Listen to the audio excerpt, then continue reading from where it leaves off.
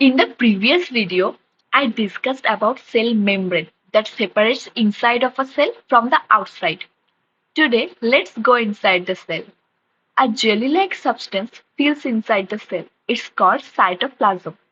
Cyto means cell and plasm means stuff, so it's cell stuff. If we look closely, there is a complex dynamic network of interlinking protein filaments present in the cytoplasm. It's called cytoskeleton. It looks something like this. It basically provides shape to a cell. There will be a separate detailed video about cytoskeleton in this channel, to be specific, in the playlist named Cell Biology. The fluid portion of the cytoplasm is called cytosol, aka cytoplasmic matrix. Cytosol is basically the intracellular fluid. It's quite aqueous because it is primarily made up of water along with dissolved substances such as inorganic ions and organic molecules. If you want to know more about these molecules, you can watch another video named Molecular Composition of Cell. You can click the I button to watch that video, otherwise the link is also available in the description box. An adult human body is approximately 60% water by mass, so the total body fluid is 60%. In the 60%, intracellular fluid is 40% by mass and the rest 20% is extracellular fluid, which is found outside the cell. The difference between them is the amount of sodium and potassium. Extracellular fluid has a higher concentration of sodium and lower concentration of potassium than intracellular fluid. In the cytoplasm, there are different little organs, specialized in different functions. They are called organelles. Due to the presence of these organelles, the cytoplasm is gelatinous, though the cytosol is watery. Before we get into more detail, we need to know that there are two types of cells, prokaryotic cell and eukaryotic cell. Prokaryotic cells are basically those cells bacteria and archaea have. Eukaryotic cells are those cells animal and plants have. In case of prokaryotic cell, only one organelle is found in the cytoplasm, that's ribosome.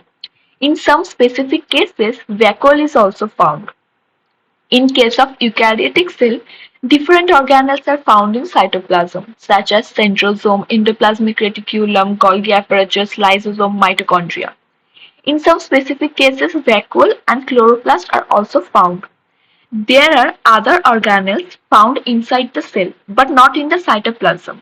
One of them is nucleus, and the others are nucleolus and ribosomes. So ribosome is the only organelle that is found in both cells. Nucleus is separated from cytoplasm by a membrane. Between the cell membrane and the nuclear membrane, the cytoplasm is located. So in case of eukaryotic cell, inside of a cell consists nucleus along with cytoplasm. Nucleus and cytoplasm together are considered as protoplasm. Besides these organelles, there are some non-living substances such as pigments, enzymes, glycogens, etc. They are called cell inclusions. Let's put the whole scenario in a single picture. Think cytoplasm as a crowded swimming pool. There is water in the swimming pool, that is cytosol. The edge portion that provides the structure to the cell is cytoskeleton. People swimming or floating around in the pool are organelles. Besides people, there are some objects such as balls, inflatable rings and all floating around are inclusions. Cytoplasm is very important for cell.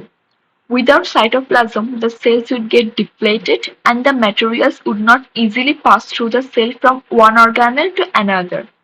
To understand how cytoplasm functions, we need to know about the organelles. Different organelles play different roles. There will be separate videos on each organelle in this channel, to be specific, in the playlist named Cell Biology. I hope you found this video helpful. If you still have any query or doubt, you can put that in the comment section. In the next video, I will discuss about cytoskeleton.